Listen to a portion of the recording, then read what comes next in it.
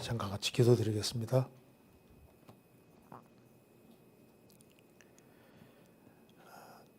저희를 사랑하시는 하나님 아버지, 오늘도 이 귀한 시간 허락해 주신 것을 감사합니다. 이 시간 주 성령께서 함께 해주시고 우리의 마음을 열어주시고 주의 뜻이 무엇인지를 분별할 수 있는 힘을 주시고 또 말씀 가운데 살아갈 수 있도록 역사해 주옵소서. 세상은 더욱 혼탁해지고 너무나도 어지러운 세상에 살고 있습니다. 하나님의 말씀의 빛으로 우리 마음을 비춰주시고 우리가 행할 바를 밝히 깨달아 알 수 있도록 도와주시고 주님께서 우리에게 맡기신 일을 잘 감당할 수 있도록 도와주옵소서. 또 말씀을 사모해서 모인 각 사람 주님께서 함께해 주시고 주의 크신 은혜와 사랑으로 함께해 주옵소서. 주님 오시는 그날까지 주의 귀한 복음을 전할 수 있도록 전도할 문을 더욱 열어주시고 또 각 교회와 또 국가도 주님이 지켜주시고 주님의 크신 은혜와 사랑으로 주의 역사를 나타낼 수 있도록 함께해 주시고 도와주옵소서. 오늘 모든 시종 함께해 주시고 도와주시기를 간절히 의지하오며 주 예수 그리스도 이름으로 기도하옵나이다. 아멘. 성경 시편 134편입니다. 134편 1절부터 3절까지 제가 읽겠습니다. 밤에 여호와의 집에 섰는 여호와의 모든 종들아 여호와를 송축하라. 성소를 향하여 너희 손을 들고 여호와를 송축하라. 천지를 씌우신 여호와께서 시온에서 내게 복을 주실지어다. 네, 거기까지입니다. 네, 오늘은 이게 시편 134편을 중심으로 해서 좀 말씀을 드려보도록 하겠습니다. 여기 134편 이 내용 속에 정말 너무나도 많은 내용들이 여기에 들어 있습니다. 그래서 우리가 시편 134편만 읽고 또 외우고 이 구절이 정말 마음속에 잘 새겨질 수 있다면은 누구든지 어떻게 신앙생활을 해야 될지를 확실히 깨달을 수 있으리라고 생각을 합니다. 그래서 많은 말씀이 중요한 것이 아니라 우리에게 정말 필요한 말씀이 더 중요하다고 할 수 있는데 시편 134편은 우리에게 아주 꼭 필요한 이 시대에 아주 가장 필요한 말씀이라고 생각이 듭니다. 여기 134편에 보면은 밤에 여호와의 집에 섰는 여호와의 모든 종들아, 여호와의 일부의 종이 아니라 모든 종들아. 근데 우리 시대에 사람들이 잊고 있는 사실 중에 하나가 종이라는 것이 뭔지에 대해서 많은 사람이 잊고 있는 것 같습니다. 그래서 구원을 받은 사람은 내가 종이구나 하는 사실을 아주 확실하게 깨달을 수 있다면은 그 인생에 아주 큰 축복이 될 겁니다. 그래서 오늘 그 여호와의 종들의 삶과 축복이라는 제목으로 조금 말씀을 드려보도록 하겠습니다. 여기 밤에 여호와의 집에 섰는 여호와의 모든 종들아. 이제 구원을 받은 사람은 이제 구원 받을 때 내가 하나님의 아들이 됐다. 내가 주의 백성이 됐다. 하나님 아들 됐다. 그 생각은 많이 하는데 구원 받을 때 내가 종 위치에 있구나. 이걸 빨리 깨닫는 것이 필요하거든요. 그래서 너희가 그리스도 예수를 주로 받았다. 예수님을 주로 주인으로 받았다는 것은 주님을 주인으로 받았다는 것은 자기는 구원받은 모든 사람은 종 위치에 있다는 것을 가르치고 있는 겁니다. 종. 그때 또 우리 시대 또 제일 싫어하는 말이 종이라는 이 말을 싫어하는 거예요. 여기에 이걸 좀 이해하기 위해서 먼저 한 군데 보겠습니다. 골로새서 2장.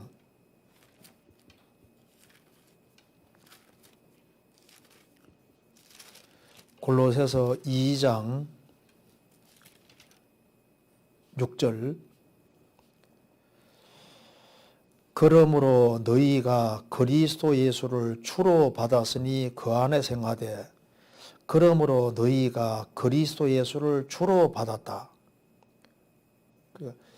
주로 받았다는 것은 주인으로 받았다는 말이고, 예수님이 주라는 것은 우리는 종위치에, 자동으로 구원받은 사람은 자동으로 종위치에 서는 겁니다. 그래서 구원받은 사람은 하나님의 아들인 동시에 구원받은 즉시 종이다 그 말입니다. 신앙생활은 한마디로 말해서 주님을 주인으로 받들고 사는 것이 신앙생활입니다. 그래서 주님을 주인으로 인정하고 살아가는 것이 바로 그리스도인의 신앙생활인데, 성경에 보면은 구약 성경에 여호와의 종이란 말이 많이 나오잖아요. 그래서 모세를 가리켜서도 여호와의 종이라 그랬고, 여호수아도 여호와의 종 여호수아, 다윗도 여호와의 종이라 이렇게 표현을 하고 있고, 이제 그 신약에도 이제 크리스찬들을 가리켜서 표현한 것 중에 하나가 그 그리스도의 종이다, 예수의 종이란 말이 계속 나옵니다. 그러니까 우리 시대에 신앙의 아주 기본 특징이 예수님을 그리스도로는 봤는데, 그리스도다 그건 좋아합니다. 그런데 예수님이 구원받은 즉시 내 주시라는 것은 이걸 잘 안 받아들이려고 하는 거예요. 그래서 자신이 하나님의 아들 된 사람으로서, 아들로서 특권이 있다는 것은 받아들이는데, 구원받은 즉시 내가 주님은 주고 나는 종위치에 있고, 마음의 주가 그리스도고, 주님이 주인이기 때문에 주님 중심으로 살아야 되고 주님 명령을 따라야 되는 것이 당연한데, 이걸 잘 캐치를 못하는 겁니다. 성경 사도행전 2장.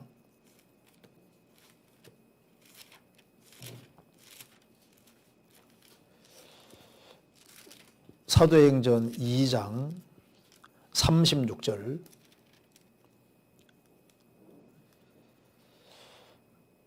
베드로 사도가 설교하면서 이렇게 말했습니다. 그런즉 이스라엘 온 집이 정령알지니 너희가 십자가에 못 박은 예수를 하나님이 주와 그리스도가 되게 하셨느니라. 그러니까 주 예수 그리스도입니다. 예수님은 그리스도일 뿐 아니라 주다. 예수님이 왜 십자가에 죽으시고 부활하셨느냐? 로마서 14장에 말씀한 대로 예수님은 산자와 죽은 자의 주가 되시려고 죽으시고 부활하신 겁니다.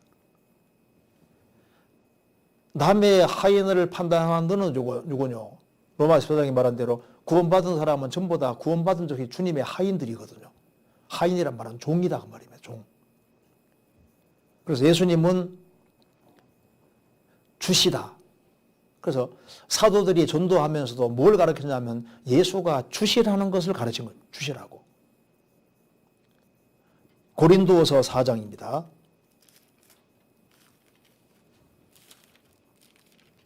(4장 5절)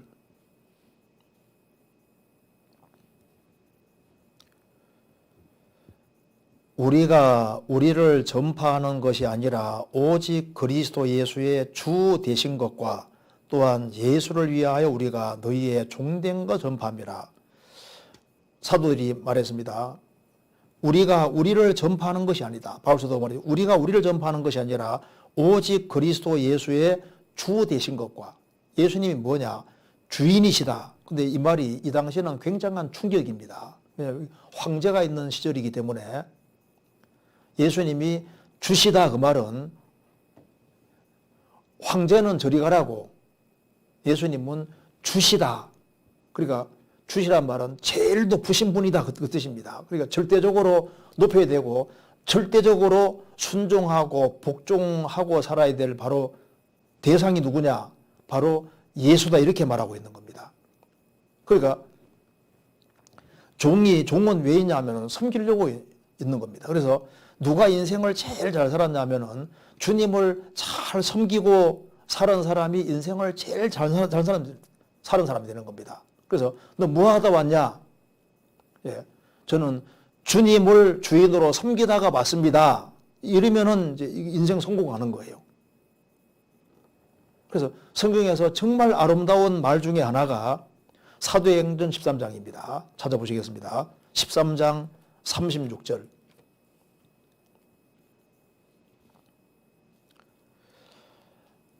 사도행전 13장 36절.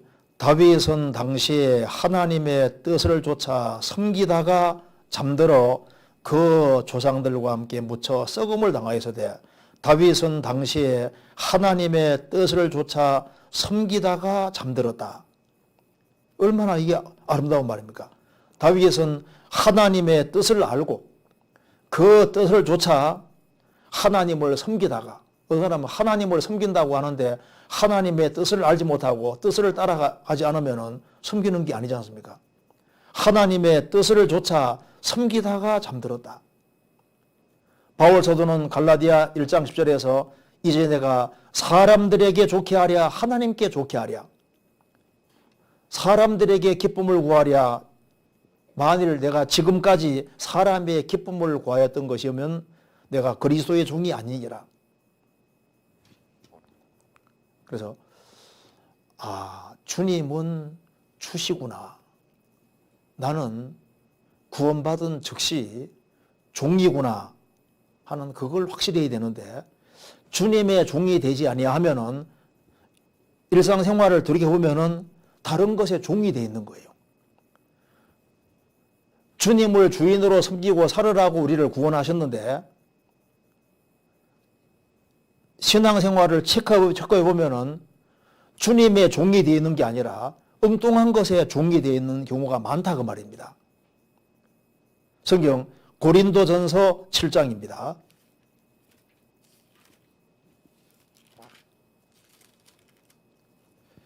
(7장) 23절. 너희는 값으로 사신 것이니 사람들의 종이 되지 말라. 자, 구원 안 받은 사람들이야 어떤 사람 뭐 깡패 두목 종이 된 경우도 있고, 이제 그 엉뚱한 데서 이제 이게 종되는 경우가 많이 있는데, 구원 받은 사람도 까딱 잘못하면은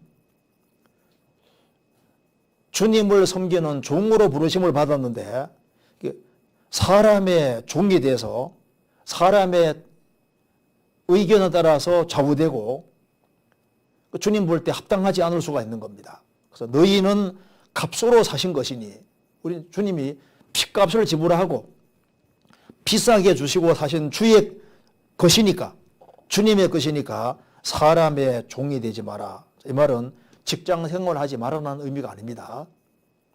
우리는 세상에서 부르심을 받았고 세상의 빛과 소금이니까 세상에 살아야 되는 것이 맞습니다. 그런데 여기에 사람들의 종이 되지 마라 그 말은 직장 생활을 하더라도 우리는 여전히 그리스도의 종이기 때문에 그리스도인의 본분을 잊어서는 안 된다는 겁니다. 그래서 직장 생활은 해야지만은 우리가 주님의 종이기 때문에 균형을 잘 잡아야 되는 겁니다. 여기 이제 이 당시에는 노예 사회입니다. 노예. 그래서 이게 종이 딱 되어 있으면 자유가 없는 경우도 많았거든요. 그럼에도 불구하고 여전히 주님의 종이라는 걸 잊지 말아라고 얘기를 하는 겁니다. 어떤 사람 보면은 직장의 노예가 돼서 오로지 사장님의 종이 돼서 사장님 말만 듣거든요. 근데 사장님 말에는 충성하는데 주님의 말씀에는 충성하는 것이 없다 그 말입니다. 그 셰익스피어 글에 우르시라는 한 노인이 그 왕에게 충성했던 노인이 말합니다. 이제 인생 말년에 내가 왕에게 충성했던 것의 절반 정도만 하나님께 충성했더라면 내 인생 말년이 이렇게 비참하지는 않았을 텐데, 왕에게는 그토록 충성했는데 만왕의 왕 대신 주님께는 아무것도 하지 않았다 그 말입니다. 결혼을 한 아내가 남편을 높이고 섬기는 거 당연하지만은 그렇다고 해서 남편에게만 종이 되면 안 되거든요. 그리스도의 종이라는 것을 잊지 말아야 됩니다. 어떤 사람은 남편이 반대하기 때문에 신앙생활을 엄두도 안 내거든요. 그런데 신앙생활을 하라고 주님 명령하셨기 때문에 주님께 간절히 기도하고 길을 열으려고 노력을 해야 되고, 그리고 남편에게 뭐 서비스를 잘하든지 어떻게 하든지 간에 이제 기도하면서 길을 틀라고 해야 되거든요. 너 뭐 하다 왔냐? 난 남편에게만 얽매여서 살아왔습니다. 근데 남편을 위해 해야 되는 것도 맞지만은 그것만 위해서 부르심 받은 건 아니다 그 말입니다. 그렇잖아요. 할 일이 있어서 주님께서 피로 값주고 사신 거예요. 너희는 값으로 산 것이니 사람들의 종이 되지 마라. 어떤 사람은 보면은 잘못된 구원을 받았다는데 엉뚱한 교리의 종이 되어 있는 거예요. 엉뚱한 교리를 쫓아갑니다. 주님이 피로 값주고 사셨을 때 목적이 있는데 그 목적을 위반만 하고 있는 거예요. 어떤 사람은 또 율법의 종이 되어 있고, 어떤 사람은 그 잘못된 학설 같은데 거짓 일꾼들에게 속아서 그게 종이 될 수도 있는 겁니다. 그래서 세상에는 간사한 유혹, 세상의 어떤 풍조 속에 어떤 것이 하나 붙잡혀서 다른 것에 종이 될 수가 있는 거예요. 어떤 사람도 죄의 종이 될 수도 있습니다. 그래서 내가 구원을 받았을 때 예수님을 주로 받았다, 주를 주인으로 받았다, 이거 절대 잊으면 안 됩니다. 주님이 피로 값주고 샀으니까 소유권이 옮겨진 거예요. 너희는 너희 것이 아니라 값으로 산 것이 되었으니 값으로 산 것이 된 겁니다. 그래서 종으로 부르심 받은 것이기 때문에 종은 해야 될 일이 분명히 있는 거예요. 종은 반드시 두 가지 일에 연결되어 있습니다. 성경 누가복음 17장입니다.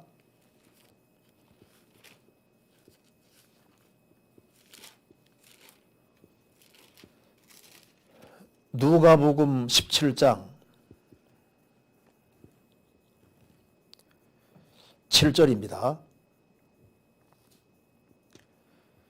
너희 중에 뉘게 밭을 갈거나 양을 치거나 하는 종이 있어 밭에서 돌아오면 저더러 곧 와 앉아서 먹으라 할 자가 있느냐? 도리어 저더러 내 먹을 것을 예비하고 띠를 띠고 나의 먹고 마시는 동안에 수종 들고 너는 그 후에 먹고 마시라지 않겠느냐? 명한 대로 하였다고 종에게 살해하겠느냐? 이와 같이 너희도 명령받은 것을 다 행한 후에 이러기를 우리는 무익한 종이라 우리의 하여야 할 일을 한 것뿐이니라 할지니라. 여기 예수님이 종이 해야 될 일을 크게 두 가지 얘기를 했습니다. 종은 크게 두 가지 일을 하는데 바깥 일이 하나 있고 주인 섬기는 일을 둘이 있는 겁니다. 그래서 여기에 거듭난 그리스도인들도 똑같이 두 가지 일에 연결되어 있습니다. 여기에 7절에 너희 중에 뉘게 밭을 갈거나 양을 치거나 하는 종이 있다. 구원받은 사람은 구원받은 즉시 밭에 들어온 일터에 들어와 있는 사람인 거예요. 그래서 그 밭을 가는 일을 한다는 것은 밭을 갈아서 씨를 뿌리는 거니까 우리는 일터에서 매일매일 씨를 뿌리는 종과 똑같아 그 말입니다. 그래서 매일매일 우리는 가정에서 무엇인가를 뿌리고 있는 거예요. 직장 생활 속에서 매일매일 씨를 뿌리고 있는 겁니다. 죄의 씨를 뿌리든지 선행의 씨를 뿌리든지 말씀의 씨를 뿌리든지 우리는 매일매일 행실을 통해서도 뭔가 씨를 계속 뿌리는 거예요. 밭에서 밭을 갈고 씨를 뿌리는데 매일매일 우리는 일생 살아가면서 하루하루 매일매일 씨를 뿌리는 종입니다. 그리고 밭을 가꾸는 종이거든요. 또한 양을 치거나 하는 종이 있어 예수님이 요한복음 21장에서 베드로 사도에게 내 어린 양을 먹이라, 내 양을 치라고 말씀하시지 않습니까? 교회 한 사람이 구원받으면 주변에 크고 작은 여러 종류의 양들이 있습니다. 우리가 여기 양을 친다는 건 양을 돌보는 겁니다. 그래서 우리가 구원 안 받은 사람에게도 여러 종류의 씨를 뿌리고 있고, 구원받은 사람에게도 이제 우리가 구원받은 사람에게 전화도 해주고 관심을 기울여주고 이제 그런 모든 것이 다 이게 돌보는 거거든요. 그래서 우리가 주님의 종으로서 불신자를 향해서도 무엇인가를 계속 뿌리고 있는 것이고, 성도들을 향해서도 계속적으로 관계가 되고 있는 일이다 그 말입니다. 그런데 이제 그 일을 충분히 했습니다. 그래서 일을 하고 돌아왔는데 주인이 저더러 곧 와 앉아서 먹으라 할 자가 있느냐. 이 당시에는 택도 없는 소리인 겁니다. 종은 주인 시키는 대로만 하는 거예요. 그래서 이제 돌아왔는데 도리어 저더러 내 먹을 것을 예비하고 띠를 띠고 나의 먹고 마시는 동안에 수종 들고 너는 구에 먹고 마시라 하지 않겠느냐. 그리고 일을 하고 돌아와서도 주인을 섬기는 일을 해야 되는 겁니다. 그러면 이게 이제 종이 해야 될 가장 중요한 수종 드는 것에서 제일 중요한 것이 뭘까요? 주의 음성을 듣는 겁니다. 그러니까 주의 종에게서 종이 해야 될 일 중에서 제일 중요한 일 중에 제일 중요한 일이 뭐냐 하면은 주인의 음성을 잘 듣는 이것이 가장 중요한 거예요. 그리고 이제 자기 할 일을 다 하고도 우리는 무익한 종이다. 우리의 하여야 할 일을 한 것뿐이다. 그렇죠. 우리를 구원해 준 그거 하나만으로도 보상은 충분한 거예요. 그런데 우리가 주의 종으로서 역할을 잘하기 위해서는 가장 핵심으로 중요한 것이 뭐냐? 그 주인을 섬기는 데서 제일 중요한 일이 뭐냐 하면은 주인이 원하시는 뜻이 있는데 주인이 얘기를 하는데 안 들어요. 그러니까 안 들으니까 주인이 뭘 원하는지를 정확히 모르니까 정확히 할 수가 없게 되는 겁니다. 그렇잖아요. 그러니까 종이 있다면은 종이 해야 될 주인을 제일 잘 섬기는 게 뭘까요? 이런 열심히 한다고 하는데 주인이 뭘 얘기를 하는데 안 들어요. 그건 빵점인 겁니다. 그래서 종이 해야 될 가장 중요한 것이 이게 귀 때문에요. 성경에서 귀 뚫린 종에 대한 얘기하는 이유도 바로 그겁니다. 모든 거듭난 그리스도인들은 귀 뚫린 종이거든요. 그래서 이 귀가 가장 중요한 것이고 우리 신앙생활하는 때 정말 중요한 것 중에서 중요한 것이 귀를 기울이되 주님이 뭐라고 말씀하시느냐 그걸 정말 기다려야 되는데 그걸 안 기다리는 거예요. 그러니까 주님은 계속 얘기를 하시는데 하나도 듣지 못하는 거예요. 그러니까 도대체 주님이 자기에게 뭘 원하시는지를 전혀 생각을 안 하거든요.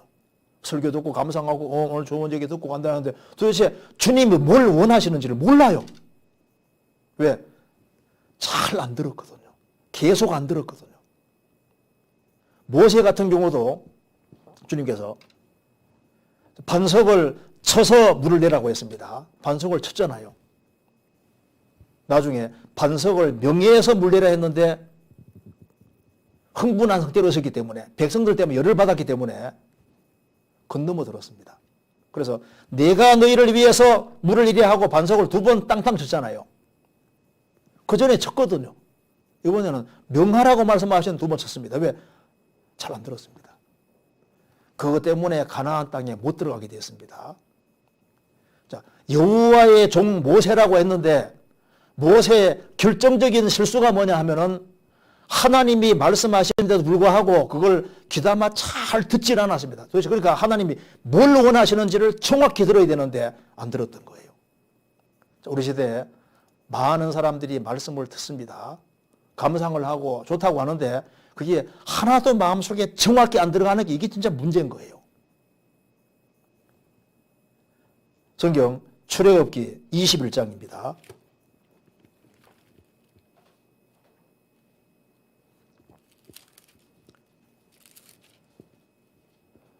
21장 2절.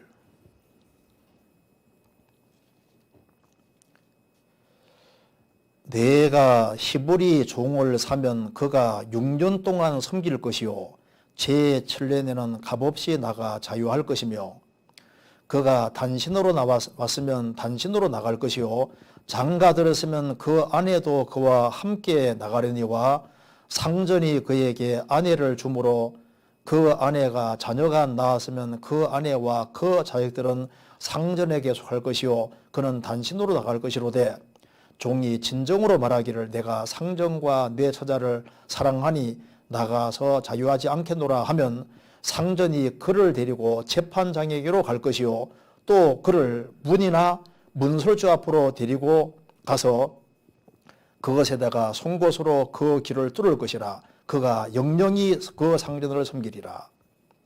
히브리 종은 6년 동안 주인을 섬기고 제7년에는 하나님이 자유케 해주셨습니다. 제7년에는 나아가 값없이 나아가 자유할 것이요. 종에게 자유의 법을 제정해 주신 분은 하나님인 것처럼 우리는 아담 자손으로서 이 비참하게 죄의 종로로 사는 죄인인데 하나님께서 우리가 죄에서 해방될 수 있는 자유의 법을 만들어 주셨습니다. 구원받을 때 진리가 너희를 자유케 하리라. 그런데 이 종은 자유케 되지만은 내가 상전을 사랑하고 그리고 상전의 사랑을 깨우치는 겁니다. 그래서 상전을 사랑하고 내가 처자를 사랑하기 때문에 자유하지 않겠노라.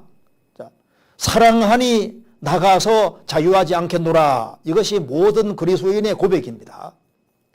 우리에게 자유를 주셨기 때문에 스스로 종이 되는 거예요. 바울 사도도 내가 모든 사람에게 자유하였으나 오히려 모든 사람에게 종이 된 것은 더 많은 사람을 얻고자 합니다.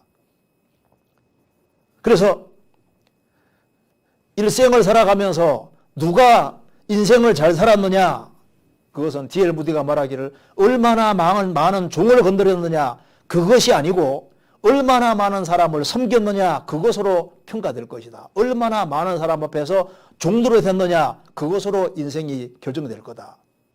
아마 맞을 겁니다. 그래서 이 종은 이제 자유케 할 수 있는 그런 길을 부여받았지만은 스스로 그 종이 너무나도 훌륭한 주인이기 때문에 종이 생각할 때 그래서 내가 일생 동안 주인님과 함께 하겠습니다. 그렇게 하면은 이제 그를 데리고 재판장에게 가는 겁니다. 6절에 상전이 그를 데리고 재판장에게로 갈 것이요 또 그를 문이나 문설주 앞으로 데리고 가서 그것에다가 송곳으로 그기를 뚫을 것이라. 그가 영영이 그 상전을 섬기리라. 문설주에 대고 길을 탁 뚫는 이유가 뭘까요? 바로 주인님은 방 안에 있고 종은 문 밖에 있는데 안 오겠느냐 하면 네. 주인이 말할 때 항상 주인의 말을 듣고 실행하겠다는 그 뜻으로 귀에다가 물선줄을 탁 여기 귀를 여기에 탁 뚫는 겁니다. 왜 그렇게 하냐 하면은 이제는 주인이 하는 말만 듣겠습니다. 그래서 그러니까 여기에 종에게 제일 중요한 요소가 귀입니다. 그러니까 우리가 예수를 주로 받았다. 예수님을 주인으로 받았으면 우리는 종이라는 얘기인데 종이 해야 될 가장 첫 번째 중요한 덕목이 뭐냐 하면은 귀예요, 귀. 그래서 누가 신앙생활 잘하는지를 보십시오. 하나님의 말씀을 들을 때 귀담아서 잘 듣는 사람, 아, 주님이 원하시는 뜻이 무엇이구나 이렇게 잘 듣는 사람은 전도서 12장에 말한 대로 지혜자의 말씀은 잘 박힌 목 같으니 잘 박힌 목같이 마음속에 팍 박히니까 그리고 만왕의 왕 되시고 만주해 주시는 주 되신 주님이 말씀하셨기 때문에 그게 마음속에 탁 박히니까 그대로 하게 되는 겁니다. 그런데 우리 시대에 왜 이 말씀이 중요하냐 하면은 종이 적어지는 거예요. 없어집니다. 예수님이 그리스도라고 말은 하는데 구원받을 때 구원받은 사람은, 진짜 구원받은 사람은 즉시 알거든요. 주님은 내 주인이 되셨다. 금방 알 수 있다니까요. 구원받은 즉시 주님은 주인이시고, 구원받기 전에는 자기 중심, 이웃 중심, 하나님은 바깥이었는데, 구원받으면 당연히 주님이 주와 판전 한정이 됐으니까 당연히 주님 중심, 이웃 중심 자기가 빠져나가게 돼 있거든요. 그런데 지금 어떻게 되는 것인지, 주님 구원받았다고 하는데 구원해 준 건 좋다고 하고 자기 멋대로 오거든요. 그러니까 종이 적어지는 거예요. 점점 없어지고 모든 것이 하락의 길을 걷고 있습니다. 그래서 성경 예레미야 9장 보면은 이스라엘 백성들이 악에서 악으로 진행한다. 또 나를 알지 않으니라. 지금 이스라엘이 타락할 때는 악에서 점점 더 큰 악으로 나아갔습니다. 그들은 하나님을 멀리했기 때문에 악에서 악으로 진행했다. 예레미야 9장에 나와 있잖아요. 그래서 점점 더 악으로 나갑니다. 가룟유다도 처음부터 예수님 팔은 것이 아니잖아요. 돈깨를 맞고 돈을 습관적으로 훔쳐가고 돈을 계속 훔쳐가고 부정축제를 하고 그렇게 하다 보니까 나중에 큰 죄를 지은 거예요. 모든 사고치고 큰 죄를 짓는 그 사람들은 처음부터 큰 죄 짓는 게 아닙니다. 바늘도둑이 소도둑이 되는 것처럼 조금 하는 것이 발전돼 가지고 크게 되는 거예요. 그래서 복 있는 사람은 악인의 꾀를 좇지 아니하며, 꾀잖아요 처음에. 죄인의 길에 서지 아니하며 오만한 자의 자리에 앉지 아니하고 꾀에서 길이고 자리, 이렇게 발전되는 겁니다. 지금 보시면 세상이 흑암에서 점점 더 흑암으로 가고 있습니다. 작년보다 올해는 더 캄캄해졌습니다. 10년 전과 지금 비교하면 훨씬 더 영적으로 완전히 흑암이에요. 훨씬 더 타락으로 갑니다. 그리고 공부를 많이 하면 훨씬 더 지혜로워져야 되는데 훨씬 더 무지해지고, 무지에서 점점 더 큰 무지로 나가고, 점점 모든 것이 다 하락으로 나가고, 이 마귀적이고 사탄적으로 지금 다 바뀌어지고 있는 거예요. 그 사실이잖아요. 그리고 뭔가 보이지 않는 그 악한 세력에게 꽉 붙잡혀 있는 겁니다. 우리가 까닭 잘못하면은 신앙이 정지될 뿐 아니라 뒤로 계속 후퇴하거든요. 구원받고 처음에는 예수님을 또 주인으로 생각했는데 시간 지나가면서 주인은 날아가고 그냥 자기 주관과 방법대로 행하면서 신앙생활을 잘하는 것처럼 그 착각한, 남들이 그렇게 살아가니까. 아닙니다. 구원받은 사람 꼭 알아야 될 것이, 주님은 우리를 구원하실 때 우리가 주로 주님을 받은 겁니다. 주로. 그래서 주님을 주인으로 참으로 여기는 사람은 선에서 선으로 나가려고 하도록 되어 있는 거예요. 로마서 1장 11절에 복음에는 하나님의 의가 나타나서 믿음으로 믿음이 이르게 하나니, 구원받는 믿음에서 성장하는 믿음으로, 역사하는 믿음으로 믿음이 점점 더 자라고 발전돼 가야 되거든요. 그래서 오직 의인은 믿음으로 살리라. 믿음에서 자라야 되는 거예요. 아벨은 믿음으로 의롭다함을 얻었고, 에녹은 의롭다함을 얻고 난 후에 하나님과 동행했고, 노아는 동행할 뿐 아니라 하나님과 동력 함께 일했습니다. 방주 짓는 일을 했잖아요. 이사야 26장에는 주께서 심지가 견고한 자를 평강의 평강으로 지키시리니, 평강으로 시작해서 더 큰 평강으로, 빛에서 더 큰 빛으로. 그래서 날이 가면 갈수록 소망이 더 확실해지고 영적으로 더 밝아져야 정상입니다. 그렇지 않습니까?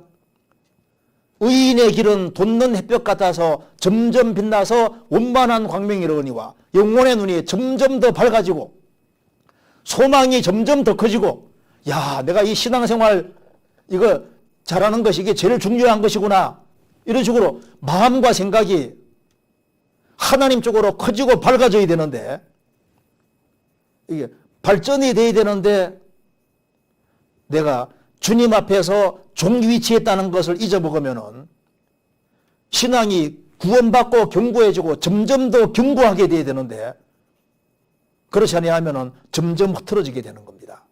성경 고린도서 3장입니다.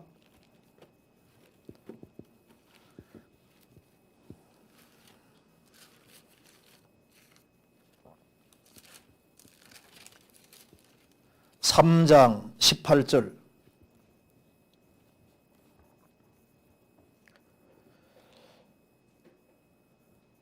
제가 17절부터 읽겠습니다. 주는 영이시니 주의 영이 계신 곳에는 자유함이 있느니라. 우리가 다 수건을 벗은 얼굴로 거울을 보는 것 같이 주의 영광을 보매 저와 같은 형상으로 화하여 영광으로 영광이르니 곧 주의 영으로 말미암음이니라. 주님은 영이시고 주의 영이 계신 곳에는 자유함이 있습니다. 우리가 다 수건을 벗은 얼굴로, 요한복음 11장에 나사로가 살리심을 받았지만 얼굴은 수건에 쌓여 있었습니다. 예수님이 풀어놓아 다니게 하라. 구원받아도 우리의 영혼의 눈을 가리는 것이 많이 있는데 구원받은 무리 가운데서 같이 말씀 배우고 같이 교제하면은 성령께서 그 수건을 벗겨주시고 주님의 영광을 더 보게 만들어주시고 주님을 더 닮게 만들어주시는 겁니다. 그래서 우리가 다 수건을 벗은 얼굴로 거울을 보는 것 같이 주의 영광을 보매 저와 같은 형상으로 화하여 조금 바뀌어가는 겁니다. 그래서 영광으로 시작해서 영광으로 이름에 곧 주의 영으로 성령으로 말미암습니다. 그래서 믿음에서 믿음으로, 평강에서 평강으로, 영광에서 영광으로 영적으로 분별력이 점점 커지는 쪽으로 발전되어 가야 되는 거예요. 사탄의 깊은 곳이 아니라 하나님의 깊은 곳 쪽으로 이끌려가서 하나님이 자기를 위해서 사랑하는 사람을 위해서 예비하신 모든 것이 있는데 성령께서 그것을 열어 보여주시니까 하나님이 우리를 위해서 예비해 놓은 것이 얼마나 많이 있는지를 점점 더 알아가는 쪽으로 발전이 되어야 된다고 말입니다. 그런데 주님은 내 인생의 주인이고 그리고 주님 뒤를 따르기를 각오하고 살아가는 사람은 주님이 점점 밝혀주는 것이 맞는 거예요. 예수님 말씀하셨습니다. 내가 온 것은 양으로 생명을 얻게 하고 더 풍성히 있게 합니다. 구원받고 더 풍성한 생명 가운데로. 성경 찾아보시겠습니다. 고린도후서 2장 16절. 이 사람에게는 사망으로조차 사망이라는 냄새요 저 사람에게는 생명으로조차 생명이라는 냄새라. 누가 이것을 감당하리요? 구원받은 우리는 구원 얻는 자들이나 망하는 자들에게 하나님 앞에서 그리스도의 한계인데 이 사람에게는 사망으로조차 사망이라는 냄새요. 그리스도인들은 한계인데 그리스도인의 전도를 받은 사람이 끝까지 구원을 거절하면은 그 사람은 이미 죽은 상태이기 때문에 사망으로차 사망이라는 냄새요. 그러니까 더 큰 사망으로 가는 겁니다. 그리스도의 복음을 배척한 사람은 영적으로 죽은 상태인데 복음 배척하면은 배척할수록 사망으로조차 사망에 더 큰 사망이라는 악취 풍기게 된다. 전도를 받았는데 전도를 끝까지 거절하면은 그 사람은 받을 벌이 점점 더 커지고 악취를 훨씬 더 내게 되는 거예요. 유대인들이 예수 믿을 수 있는 기회를 부여받았는데 예수님 배척하니까 예수님 안 왔을 때보다 오고 난 다음에 훨씬 더 큰 악취 풍겼습니다. 그런데 복음을 받아들인 사람은 생명으로 시작해서 생명으로 냄새라. 구원받을 때 주의 영이 들어오시면은 생명으로 시작돼서 점점 더 큰 생명의 냄새가 난다고 말입니다. 그런데 구원받았다고 하는데 도대체 생명을 얻은 냄새가 나는지 안 나는지 그런 거 생각해 봐야 되는 겁니다. 그래서 이제 구원받고 난 다음에 내가 종이구나. 내가 종류에 지구나. 이제 그걸 깊이 생각을 해야 됩니다. 그런데 한 사람이 이제 내가 주님 앞에서 종류에 있구나 하는 걸 알고 믿음에서 한번 제대로 살아보려 할 때 잘 안 되잖아요. 그래서 하나님께서 여기 하나님의 집 교회를 두신 겁니다. 성경 다시 보시겠습니다. 시편 134편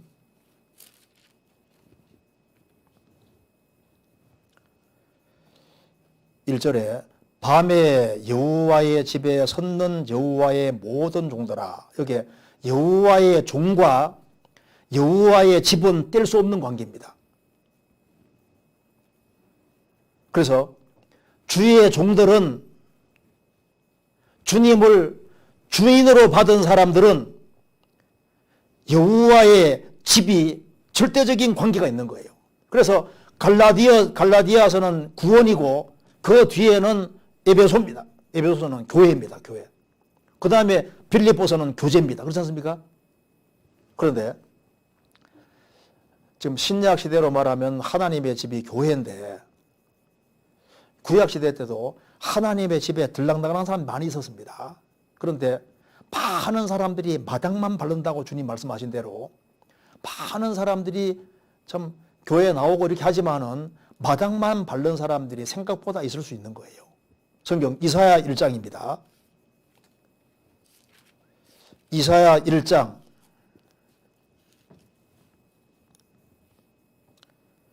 12절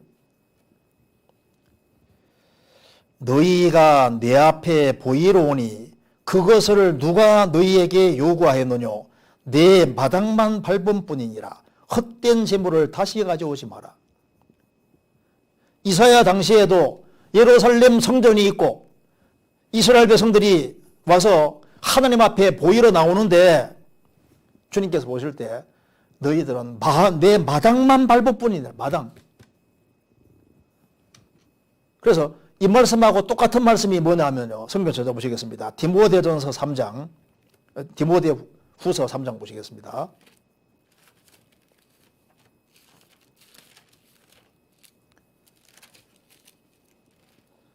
디모데후서 3장 5절입니다.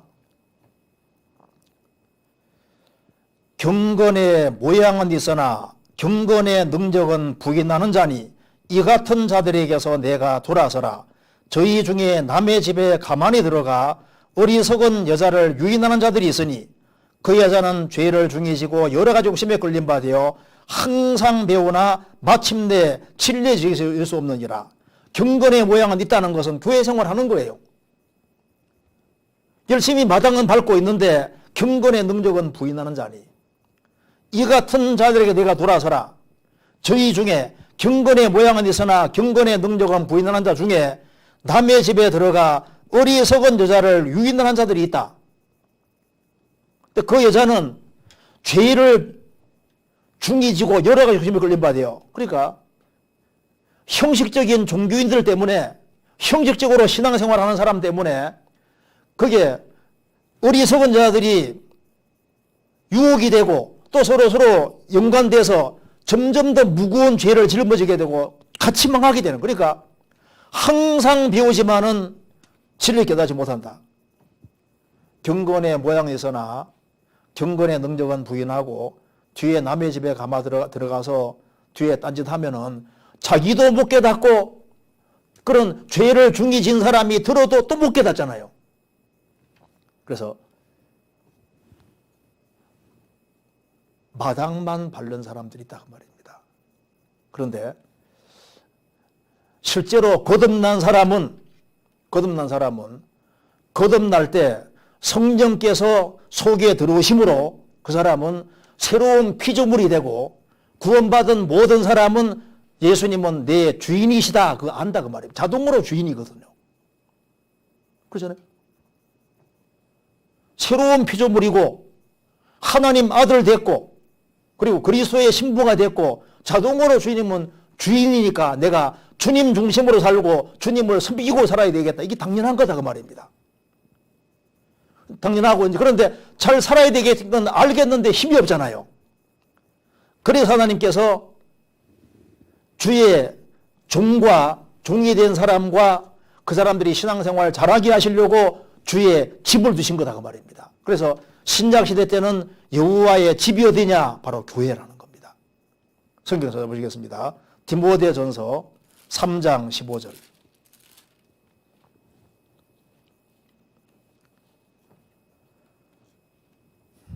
15절.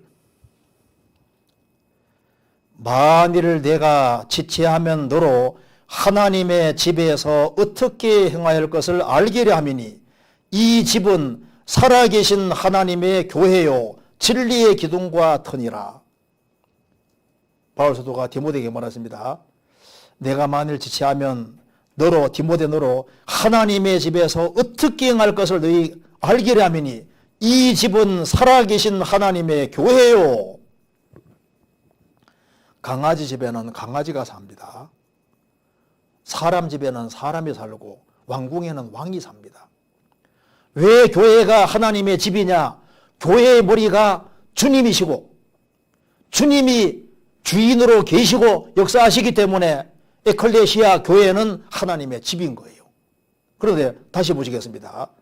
시편 134편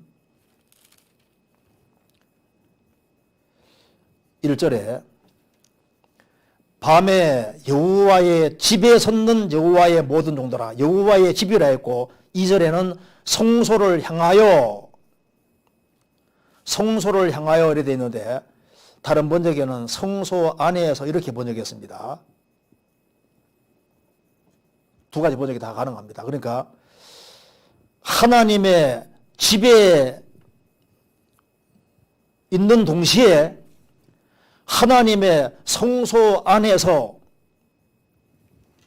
그리스도인들은 아들인 동시에 제사장은 성소에 들어갈 수 있거든요. 하나님의 집에서 더 나아가서 하나님의 성소 안에서 어떤 사람 마당만 바른 사람 있는가 하면은 제단을 통과하고 십자가 도리를 확실하게 깨우쳤으면은 하나님의 성소 안에 들어와야 되는데 그 성소가 뭡니까? 신약 시대로 말하면 그리스도인들이 친밀히 교제하는 자리를 말하는 겁니다. 그래서 하나님이 어디서 깨닫게 해주시냐면은 하나님의 성소 안에서 깨닫게 해주시는 거예요. 성소 안에서. 성경 시편 73편입니다. 73편.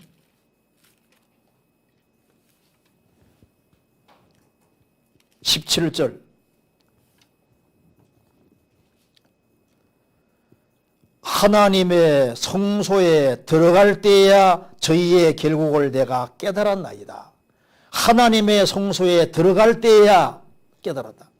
한 사람이 구원받고 제 아무리 지혜가 많다 할지라도 많이 배웠다 할지라도 진정으로 그리스도인들의 친밀한 교제 가운데 안 들어오면은 절대 깨달아지지 않는 것들이 있습니다. 아세요?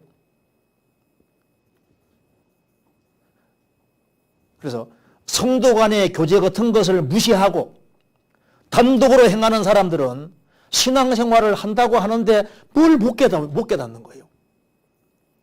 그런데 자기의 주관을 깨고 하나님의 성소 안에는 떡상이 있고 향단이 있고 거기에 바로 등대가 있습니다.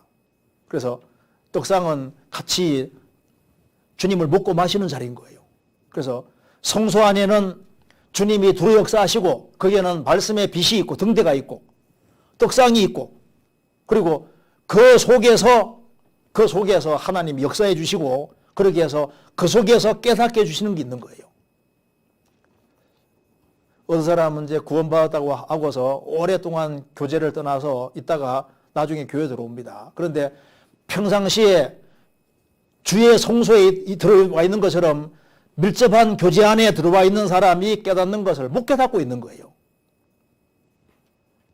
그래서 주님이 구원받은 무리 안에서 말씀을 깨닫게 해주는 것이 있고 영혼을 밝혀주는 것이 또 있는 겁니다. 그렇잖아요.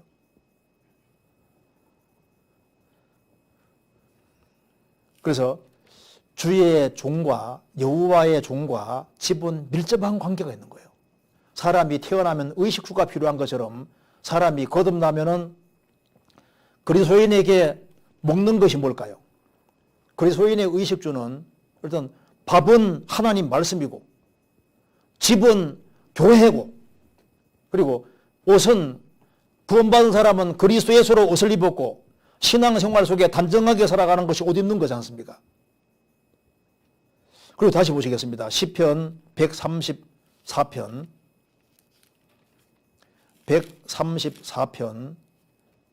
1절 밤에 여호와의 집에 섰는 여호와의 모든 종들아, 여호와의 집에, 집 안에 서 있는, 누워 있는이 아닙니다. 서 있는 여호와의 모든 종들아, 여호와의 모든 종들은 여호와의 집에 서 있다. 이 말이 서 있다.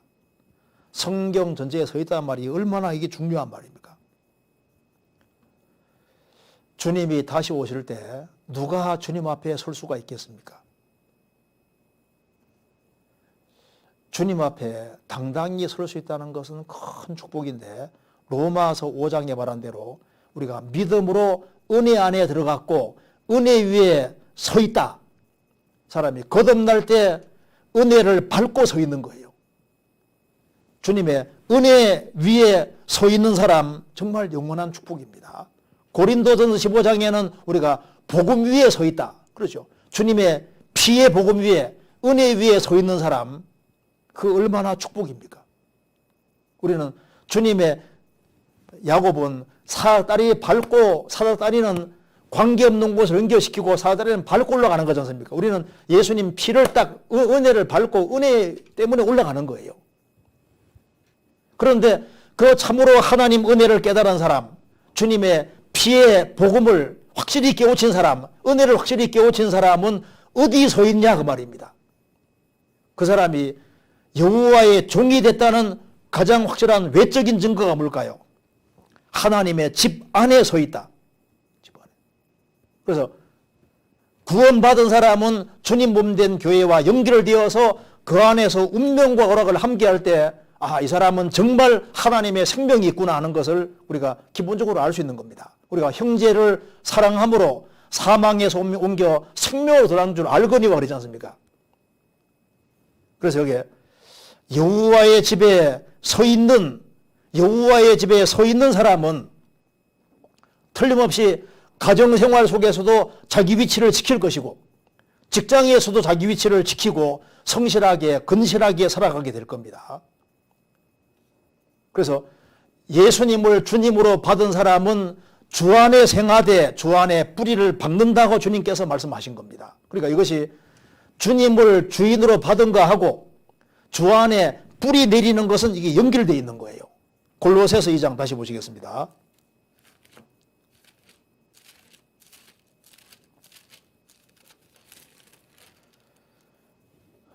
(2장) 6절입니다. 그러므로 너희가 그리스도 예수를 주로 받았으니 그 안에서 행하되, 주 안에서 행하되, 주 안에 뿌리를 박으며, 뿌리를 잘 박아야만 세움을 입어 교훈을 받은 대로, 그래서 뿌리를 박고 튼튼하게 잘 설 때 교훈을 잘 받을 수 있는 겁니다. 그래서 믿음에 굳게 서서 감사함을 넘치게 하라. 이렇게 말씀하시면서 이것을 부연 설명한 것이 그 뒤에입니다. 그 뒤에 19절. 머리를 붙들지 아니하는지라 온몸이 머리로 말미암아 마디와 힘줄로 공급하 먹고 연합하여 하나님이 자라게 하심으로 자랐느니라. 머리를 붙들지 아니하는지라. 예수님은 머리고 구원받은 우리가 몸이니까 예수님을 주로 받았고 주 안에서 뿌리 박는 것이, 주님을 머리로 받드는 사람들이 모인 무리 가운데 뿌리를 박는 거예요. 그렇죠? 그래서 성경 다시 보시겠습니다. 시편 134편. 밤에 여호와의 집에 섰는 여호와의 모든 종들아, 여호와를 송축하라. 성소를 향하여 너희 손을 들고 여호와를 송축하라. 성소 안에서, 또 성소를 향하여, 성소 그쪽으로 주님이 계시는 겁니다. 주님을 향해서 너희 손을 들고 여호와를 송축하라. 그 성소 안에는 등대가 있고 떡상이 있고 향단이 있잖아요. 그래서 우리가 주님 말씀의 빛 가운데서 주님의 말씀의 떡을 먹고 그 속에서 힘을 얻고 그 속에서 하나님께 기도하는 겁니다. 그래서 너희가 내 안에 거하고 이것이 성소 아니잖아요. 그리고 내 말이 너희 안에 거하면 무엇이든지 원하는 대로 구하라. 그래야만 이루리라. 우리가 주님 안에 거하고 주님 말씀이 안에 거하고 말씀의 근거에서 구하는 것은 주님 들어주신다. 그래서 너희 손을 들고 여호와를 송축하라. 오로지 하나님 한 분이 영광 받으시고 하나님의 이름이 거룩하게 되기를 기도하고 하나님을 축복한다는 것은 하나님 은혜에 감사하고 영광 돌리는 걸 말하는 겁니다.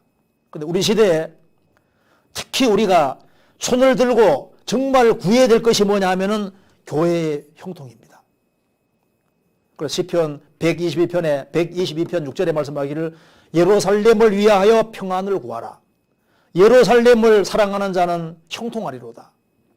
신약시대로 말하면은 교회를 위해서 구하고 교회가 잘 되기를 정말 바라야 되는 겁니다. 왜? 교회가 잘 돼야만 그리스도인들이 신앙생활 잘할 수 있고 교회가 평안하게 돼야만 그래야만 힘있게 전도되고 영혼이 살 수 있기 때문에 교회의 평안을 위해 구하고 교회 전도자들을 위해 구하고 그리고 교회가 잘 되는 것을 구하는 것과 내 가정이 잘 되는 것하고 내 자녀가 잘 되는 것 그리고 세계적으로 전도되는 모든 것에서 그게 핵심 키가 되는 거예요. 그래서 너희 손을 들고 여호와를 송축하라. 그리고 여기에 134편 1절은 같이 읽겠습니다. 밤에 여호와의 집에 섰는 여호와의 모든 종들아 여호와를 송축하라. 여기서 밤에라고 말했습니다. 밤은 참 이게 밤은 피곤합니다. 밤이 깊어지면 졸리잖아요. 근데 여기 밤에 여호와의 집에 섰는 여호와의 모든 종들이라고 했습니다. 성경은 밤에 대해서 여러 가지 얘기를 하고 있는데 밤에 이탈하는 사람들이 생길 수 있는 겁니다. 어떤 사람은 큰 시련의 밤이 와서 서 있지 않고 이탈합니다. 어떤 사람은 유혹의 밤이 닥쳐서 그냥 쓰러지는 사람도 있고 큰 고통의 밤 때문에 어떤 사람은 또 질병 때문에 어떤 사람은 또 배반을 당해서 배반 때문에 여러 가지 이유로 신앙의 길에서 미끄러지는데 여기 말씀하기를 밤에 여호와의 집에 섰는 여호와의 모든 종들아 밤에 인생의 밤에 특별히 조심해야 됩니다. 밤에도 여호와의 집에 여전히 서 있는 여호와의 모든 종들아. 밤에. 우리 인생에게 밤은 크게 두 가지로 올 수 있습니다. 우리가 징계로도 밤이 올 수 있고 캄캄해질 수도 있고 시련으로도 캄캄함이 올 수도 있습니다. 어떤 이유로 왔든 간에 징계로 와서도 뒤로 물러가면 안 되고 주님께 매달려야 되는 거예요. 내가 부족하니까 하나님 은혜가 더 필요하기 때문에 징계 속에서도 어떤 사람은요 징계 받았다고 해가지고 안 나오는 사람도 있거든요. 뭐 교회가 이거밖에 없냐고 가버리거든요. 주님이 징계 같은 거 하실 때도 마음을 낮추고 잘 여전히 어떤 경우에도 서야 되는 거예요. 밤에도. 이걸 한번 좀 생각을 해보야 되겠습니다. 아가서 2장 저번에 좀 설명드렸는데 조금 더 설명드리겠습니다. 아가서 2장 17절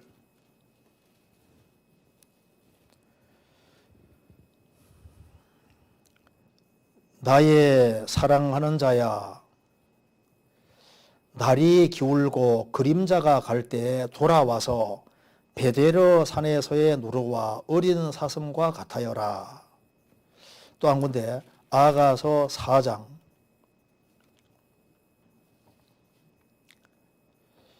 6절 날이 기울고 그림자가 갈 때 내가 몰약과 유황의 작은 산으로 가리라. 이걸 이제 두 개 대조해서 자세히 보면은 약간 내용이 다르다는 걸 알 수 있습니다.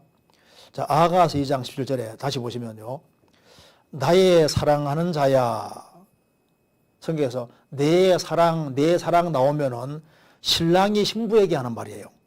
나의 사랑하는 자 나오면은 신부가 신랑에게 하는 말이기 때문에 나의 사랑하는 자 나오면은 예수님 떠올리면 되고 내 사랑하면 성도를 떠올리면 된다고 말입니다. 그럼 여기에 나의 사랑하는 자야 하면서 돌아오라 했습니다. 나의 사랑하는 자야 돌아오라고 했습니다. 언제? 날이 기울고 그림자가 갈 때, 날이 기울고 그림자가 갈 때 밤이 다가오는 겁니다. 어두운 밤이 올 때 우리 인생 신앙생활 속에서도 밤이 올 수 있는데 문맥에서 보면은 날이 기울고 그림자가 갈 때 돌아오라 했는데 베델의 산에서의 노루와 어린 사슴은 아주 건강하고 젊은 사슴, 힘 있는 사슴을 가리킵니다. 그런데 베델의 산이 복수로 되어 있습니다. 베델의 산, 그러니까 산들이 베델의 산들이니까 이게 산들이 이렇게 있는데 여기에 이제 신부가 있고 신부가 신랑이 꽤 떨어져 있는 거예요. 떨어져 있는 신랑에게 나의 사랑하는 자야 돌아와라 하는데 그 사이에 신랑 신부 사이에 산들이 이렇게 놓여있다. 산들이 있다고 말입니다. 산들이 이렇게 있는데 산들 너머에 있으니까 나의 사랑하는 자야 돌아오라. 그런데 돌아오되 어떻게 들어오냐면은 베델의 산에서의 노루와 어린 사슴같이 잘 뛰는 노루와 사슴처럼 빨리 내게 와달라고 지금 부탁하는 거거든요. 근데 왜 이렇게 신랑 신부가 떨어졌을까? 문맥에서 보면은 신랑 신부가 떨어져 있는데 신부가 아무래도 조금 잘못한 게 있는 것 같아요. 그러니까 여기 3장 1절에 내가 밤에 침상에서 마음에 사랑하는 자를 찾았구나. 찾아도 발견하지 못하였구나. 이에 일어나서 성중으로 돌아다니며 찾고자 하다가 나중에 찾습니다. 여기 떨어져 있는 게 맞잖아요. 떨어져 있는 게 맞는데 그래서 여기에 우리가 여기서 이제 교훈을 받을 수 있는데 나의 사랑하는 자야 날이 기울고 그림자 갈 때 더 빨리 돌아와라. 원래 사랑하는 사람은 이게 항상 같이 있거든요. 주님 같이 있는데 이게 떨어지게 됐다고 말입니다. 그래서 빨리 오라고. 근데 이제 그리고 이게 성경에서 이게 산들이 가래 먹혀 있는 건 별로 이게 안 좋은 의미거든요. 우리 신앙생활 속에서 주님 앞에 불순종하는 것이 많아지면 많아질수록 산들을 많이 만드는 게 되는 겁니다. 우리가 이제 걷잡을 수 없이 많이 만들 수도 있는 거예요. 그러니까 내가 잘못했으니까 주님 빨리 돌아와서 이제 관계를 회복시키기를 원하는 이 마음을 잘 표현하고 있습니다. 자, 생을 살아가는 가운데서 그리스도인이 잘못을 범할 수도 있습니다. 잘못 범해서 이제 캄캄함이 올 수도 있거든요. 징계로 캄캄함도 올 수 있습니다. 그래도 뭐가 원인인지를 찾아내고 빨리빨리 관계를 회복시키려고 하는 것이 참된 성도의 마음이잖아요. 그래서 인생의 밤에 내가 징계를 받았을지라도 그래도 딱 서 있어야 되는 거예요. 징계 속에서도 매달리고 주님과 좋은 관계를 맺고 우리는 사는 길이 주님께 매달리는 길밖에 없는 거예요. 그렇지 않습니까? 어쨌든 주님은 못 이기거든 우리가요. 무조건 살려달라고 주님 앞에 그렇게 해야지 이게 맞는 거다 그 말입니다. 그리고 여기에 아가 4장은 여기 이제 오라고 아니라 간다고 했습니다. 4장에 6절에 날이 기울고 그림자가 갈 때 또 캄캄함이 오는 겁니다. 밤이 오는 겁니다.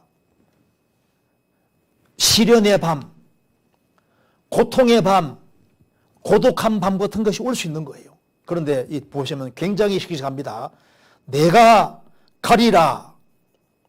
내가 몰약산과 유황의 작은 산으로 가리라. 내 생활 가운데 원수가 생기고 어둠이 오고 시련이 온다 할지라도 주님은 나보다 더 큰 시련을 받으시고 십자가 지시고 묵묵히 골고다산에 가셨고 겟세마네 동산에서 피땀 흘려 기도하시고 십자가에서 죽으시고 안 내려오시고 죽으셨지 않습니까?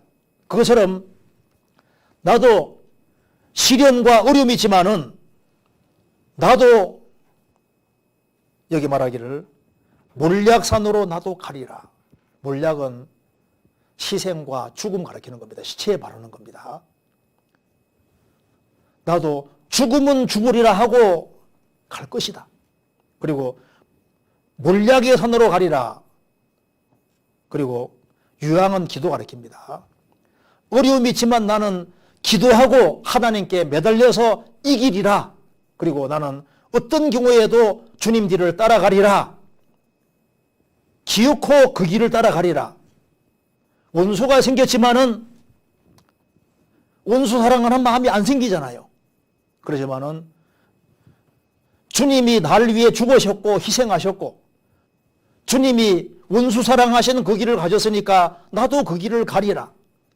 나도 죽으면 죽으리라. 그 마음 가지고 가고 뒤로 물러가지 마라 그 말입니다. 그 위치에 딱 서야 되는 거예요. 그거 주님이 원하시는 겁니다. 그래서 우리가 낮에 서 있는 건 쉬워요. 그런데 눈물이 흐르는 밤에도 딱 서 있는 거 안 쉽습니다. 그래도 우리는 주님의 종이기 때문에 주님이 있으라는 곳에 딱 서 있어야 되는 거예요. 베스비우스 화산 폭발할 때 뽐페이에서 시체 발굴하는 과정에서 보초가 딱 서 있잖아요. 그대로 병사가 그대로 화산재를 맞으면서도 그대로 서 있는데 왜냐하면은 그 대장이 그렇게 서 있으라고 명령한 것을 그대로 지키는 거 봐요. 사무엘하 23장 보면은 삼마도 다윗의 용사로서 다윗이 정해준 위치에 서서 적과 싸워서 크게 대승합니다. 크게 이깁니다.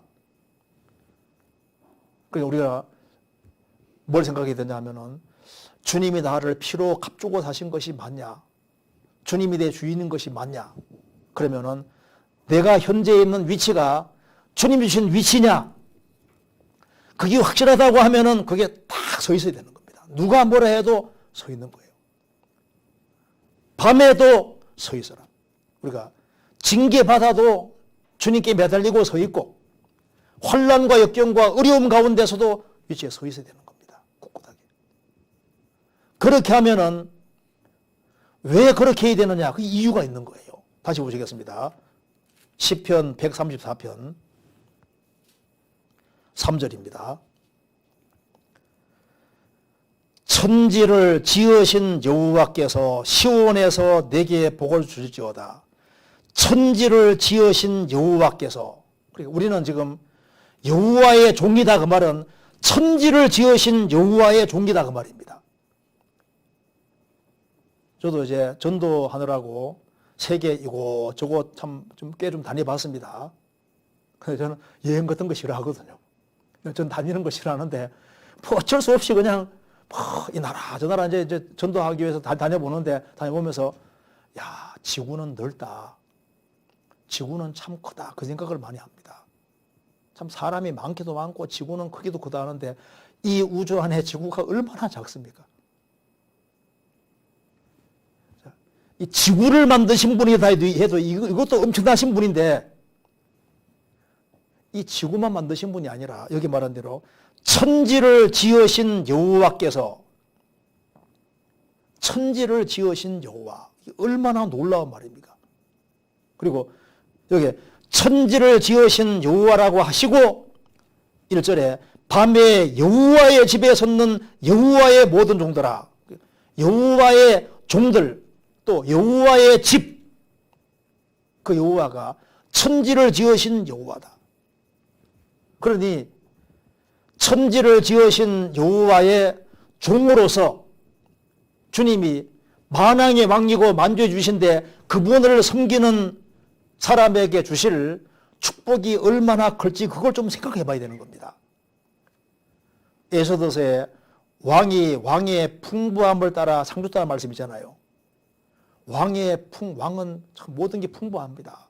왕의 풍부함 따라 상 줬다. 만왕의 왕 되시고 만주의 주가 되신 바로 주님께서 자기 위치를 탁 지키고 또 특별히 인생의 밤에도 어두운 밤에도 위치를 잘 지키고 서 있을 때 천지를 지으신 여호와께서 시온에서 내게 복을 주실지어다. 그런데 주님이 다시 오시는데 언제 오실까요? 왜 밤에도 밤에 서 있다고 했을까요? 죄악의 밤은 깊어져 갑니다. 마태복음 25장에 10명의 처녀들이 다 졸며 잘세 신랑이로다. 그래 나오잖아요. 그리고 성경 누가복음 13장 12장에도 허리에 띠를 띠고 등불을 켜고 서 있어라. 등불을 켜고 서 있어라 하면서 주인이 오는데 혹 2경이나 3경에 이르러서도 그 종이 깨어있는 걸 보면 복이 있으리라. 2경, 3경이 뭡니까? 1경은 6시부터 9시까지. 2경은 9시부터 12시까지. 3경은 12시부터 새벽 3시까지거든요. 새벽 3시가 돼도 그러니까 다 잠잘 때 그때도 깨어있다면은 그 종은 복이 있을 것이다. 밤에도 여전히 서 있는 3경에 이르러서도 깨어있는 사람은 복이 있을 것이다.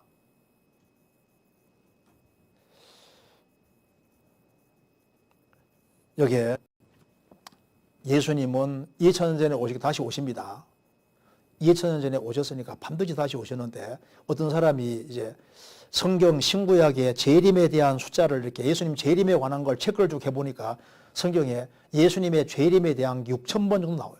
6,000번 정도 나온답니다. 6,000번. 재림에 대한 말씀이 한 6,000번 회수가 된다고 합니다. 누가 세방 모양이에요.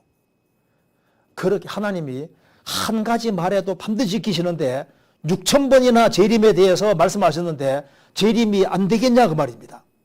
재림이 되는 거예요. 그런데 여기 이제 중요한 것은 3절에 그러면 여호와의 종으로서 주님을 섬기는 사람이 받는 축복이 도대체 뭐냐? 3절에 천지를 지으신 여호와께서 시온에서 내게 복을 주실지어다.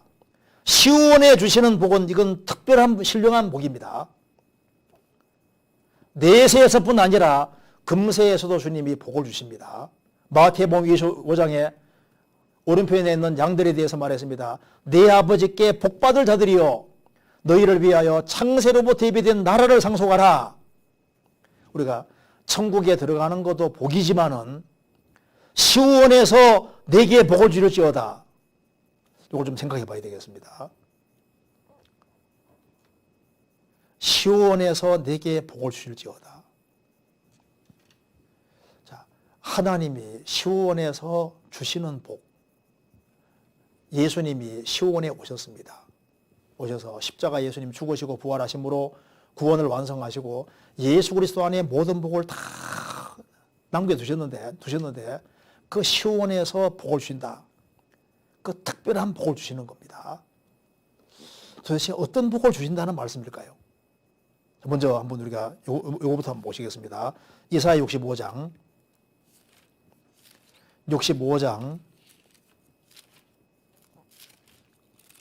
13절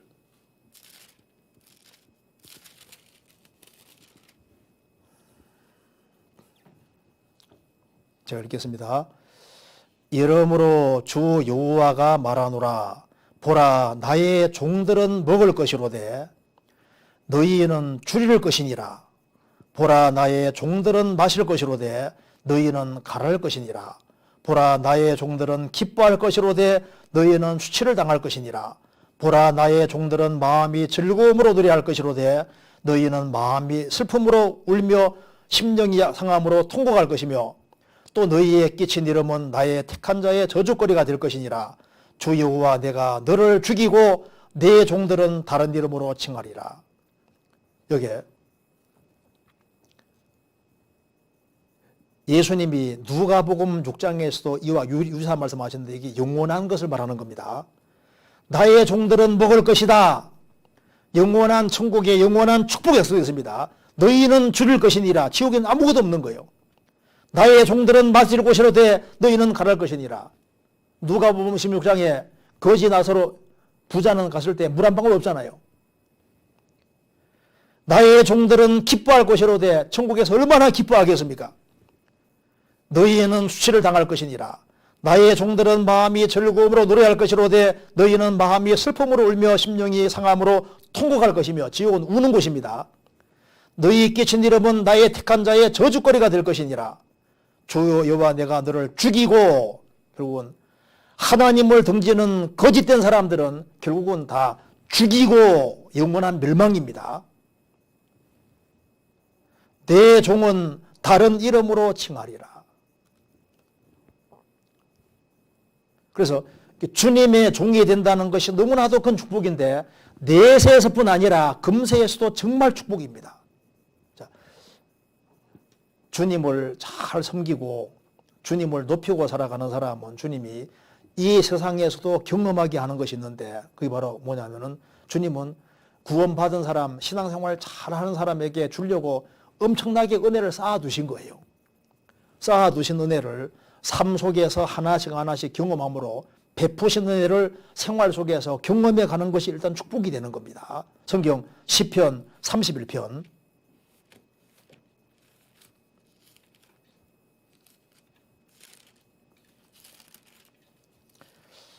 19절 같이 읽겠습니다. 주를 두려워하는 자를 위하여 쌓아두신 은혜 곧 인생 앞에서 죽게 피하는 자를 위하여 베푸신 은혜가 어찌 그리 큰지요. 주를 두려워하는 자들을 위해서 쌓아두신 은혜, 우리가 보물 쌓아두듯이 곡식 쌓아두듯이 주님이 은혜를 쫙 쌓아두시고 생을 살아가면서 하나님께서 죽게 피하는 자를 위하여 베푸신 은혜, 주님이 미리 쌓아두시고 그때그때마다 베풀어 주십니다. 그래서 일생 살아가면서 주님 은혜를 계속 베풀어 주시니까 은혜를 계속 경험하는 생을 살아가면서 하나님의 은혜와 하나님의 도움으로 살아가는 이것이야말로 하나님 주시는 축복이 아니고 뭐겠냐 그 말입니다. 그리고 또 신앙생활 속에서 하나님이 자신을 자꾸 나타내 주시는 이것이 축복인 거예요. 나의 계명을 가지고 지키는 자라야 나를 사랑하는 자니 나를 사랑하는 자는 내 아버지께 사랑을 받을 것이고 나도 그를 사랑하여 그에게 나를 나타내리라. 예수님이 12제자 부르시고 3명 제자 부르셨는데 12명 중에서 3명은 주님을 더 많이 나타내 주셨습니다. 예수님을 가장 가까이 따른 막달라 마리아가 예수님 부활할 때 제일 먼저 예수님 만났지 않습니까? 주님을 사랑하는 사람에게 주님이 자신을 나타내 주시는 거예요. 이삭에게 두 아들이 있는데 에서하고 야곱이 있는데 하나님이 야곱에게는 자신 나타내 주셨잖아요. 이삭에게 나타내 주셨습니다. 생을 살아가면서 하나님을 더욱 나타내 주시고 하나님을 더 알게 해주시는 이것이 신앙생활 속에서 그게 시온에서 여호와께 주시는 축복인 거예요. 그리고 무엇이 축복이냐 하면은 그리스도를 위해서 의를 위해서 고난받으면 너희가 복이 있는 자다. 주님이 특별히 고난을 허락하는 사람이 그게 시온에 주시는 하나님의 축복인 거예요. 왜냐하면 아무 고난도 없고 고생도 없는 것은 뭡니까? 주님 그 사람은 주님의 축복을 덜 준다는 증거거든요. 주님이 내가 진리 가운데 바르게 살아가려고 함에도 불구하고 주님이 시련을 허가하실 때는 그게 축복인 거예요. 왜 하나님이 욥 당대 욥에게 제일 큰 시련 주셨냐 그 말입니다. 그 사람에게 그게 제일 큰 축복, 알고 보면 축복이었던 거예요. 왜 하나님이 다윗에게 특별한 어려움을 허락하셨느냐? 그 특별한 축복이었거든요. 왜 하필이면 요셉이냐 그 말입니다. 그 축복이었던 거예요. 진리를 위해 살아가는 사람에게 주님이 감당할 범위 안에서 그 사람에게 더 큰 고난을 허락해 주시는 이유는 그게 그 사람을 축복해 주시는 길인 겁니다. 하나님이 그 사람을 대접해 주는 방법 중에 하나가 축복인 거예요. 그래서 고난의 잔이 넘치면은 축복의 잔이 넘치게 돼 있는 거예요. 고난 주시겠다는 건 축복 주겠다는 증거입니다. 내가 낮춤 받거든 높아지리라 하라. 낮추는 이유는 높여주려고 낮추시는 거예요. 그렇지 않습니까? 그리고 무엇이 복이냐 하면은 하나님께 쓰임 받는 것이 그게 복인 겁니다.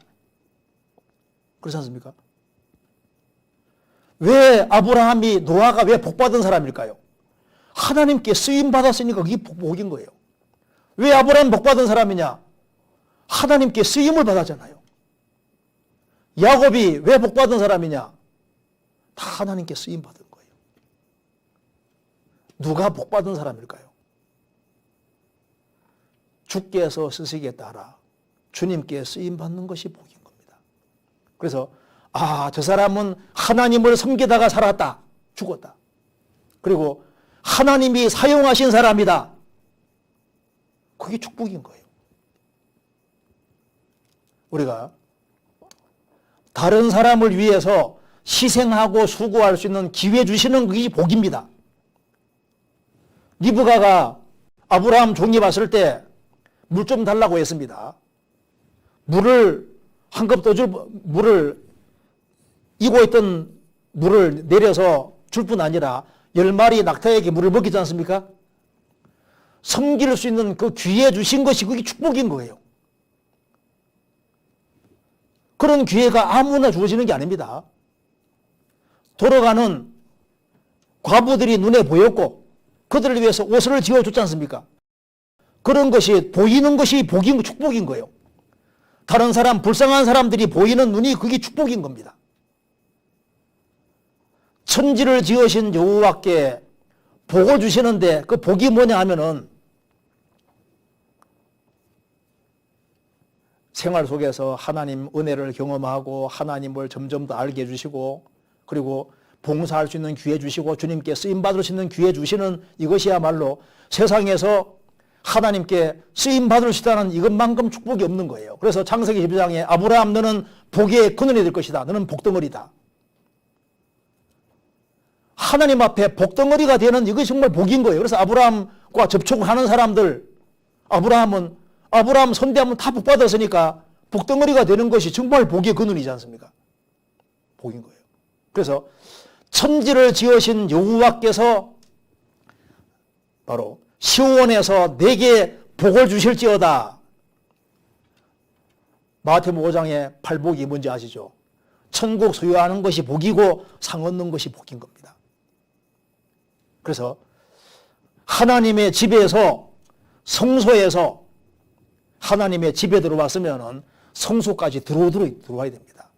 더 밀접한 교제 가운데 들어오고 주님을 더 가까이 하는 길을 택하고 주님을 더 섬기는 길을 택하는 그 사람이 정말 복인 거예요.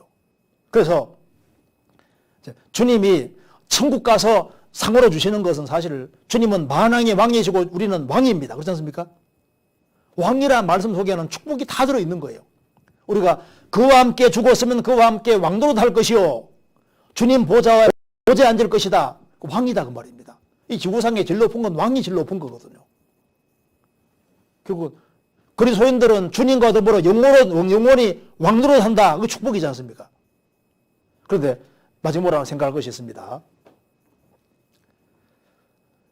주의 종하고 축복하고 연결되어 있는데 주의 종이라는 것 자체가 여기에 종과 축복이 연결되어 있잖아요. 그런데 여기 종 얘기하면서 축복 얘기했습니다. 그럼 이게 축복받는 길이 뭔지를 알 수 있잖아요. 축복의 길은 아주 간단한 겁니다. 왜 여호와의 종이라 했을까요? 종은 주인 위에 존재하는 사람입니다. 그러니까 낮추는 거예요.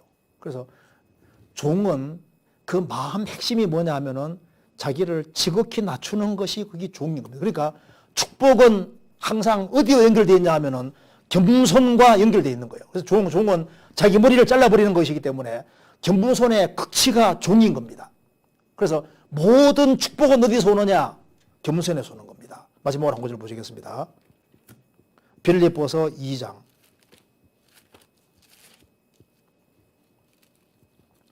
5절.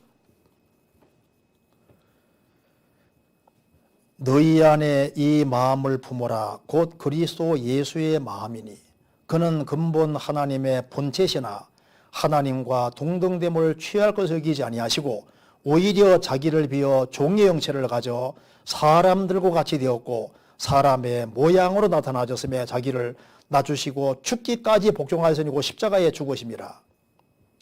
너희 안에 이 마음을 품어라. 곧 그리스도 예수의 마음이니 하나님이신 그분이 자기를 낮추시고 죽기까지 복종하셨다. 자기를 낮추고 복종하는 이것이 종인 겁니다. 종.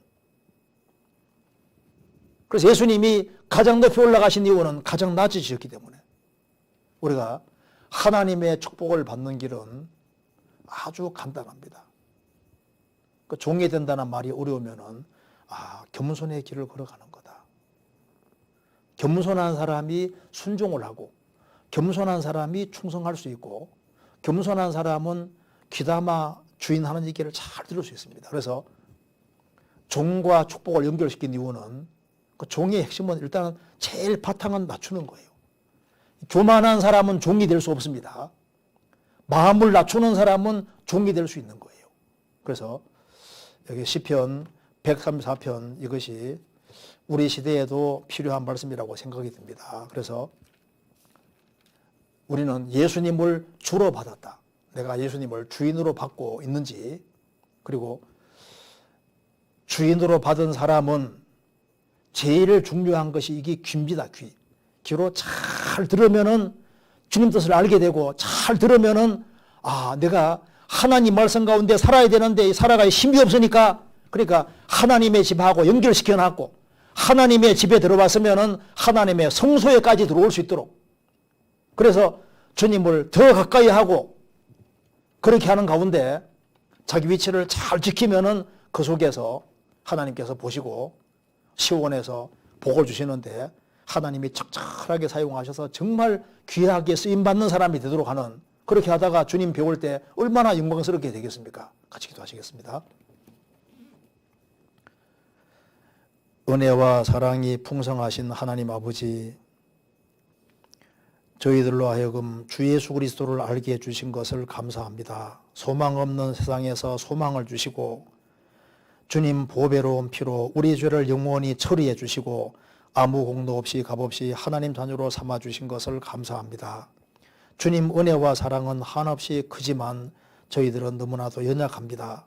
항상 하나님의 말씀으로 깨우쳐 주시고 저희 마음을 바르게 할 수 있도록 도와주시고 저희 심령을 굳세게 만들어 주셔서 나머지 생에 누구를 섬기며 살아야 할지를 분명히 하고 생을 살 수 있도록 도와주옵소서.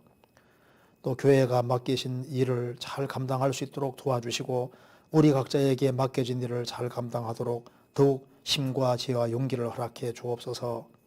각 가정마다 주님이 지켜주시고 영육간에 도와주시고 그리고 이 어려운 시기에 신앙으로 잘 극복할 수 있도록 도와주시고 이제 나머지 생에 주 안에서 더욱 귀하게 쓰임받는 바탕을 준비할 수 있도록 도와주옵소서. 주 예수 그리스도 이름으로 기도하옵나이다. 아멘.